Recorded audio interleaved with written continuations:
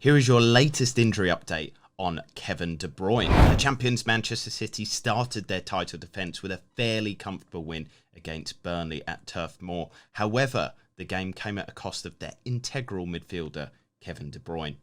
The news doesn't look great, as the post-match comments could suggest a recurrence of the serious hamstring injury that he had at the end of last season.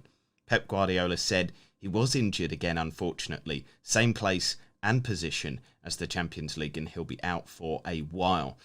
So to understand what the potential problem is around his current injury, we must cast our minds back to the one that happened in May. By De Bruyne's own admission at the time after the Champions League final, it was implied that he might have a complete rupture. His own words were that his hamstring snapped.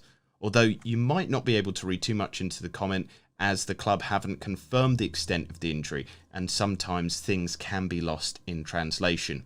However, what we do know is he didn't have surgery, and the return time of around 2 months would imply it was probably around a high grade 2 hamstring injury.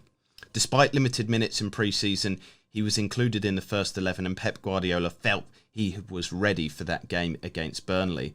However, after the match, Guardiola was asked by journalists if he thought he should not have taken a risk on De Bruyne, and the Manchester City manager replied, maybe.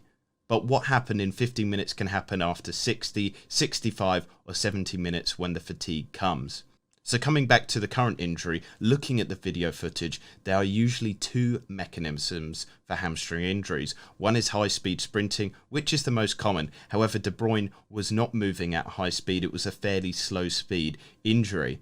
So this means that the injury is more likely to be due to the way that the hip was flexed and the knee was extended, and that placed the hamstring in a lengthened position. Now, this is less painful, but it does not mean it's less serious. In fact, these low speed injuries could mean that there's more time out.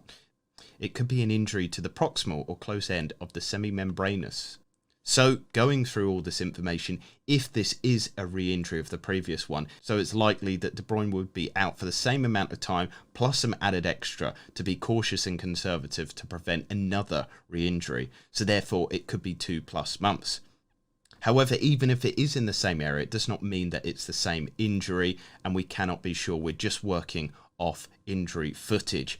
As per The Athletic's David Ornstein, De Bruyne is scheduled to have a scan Monday. The team will make decisions and be very cautious due to the re-injury. So he's out for the foreseeable future, and of course we will keep you up to date on the timeline of recovery here on Premier Injury. So stay subscribed to the channel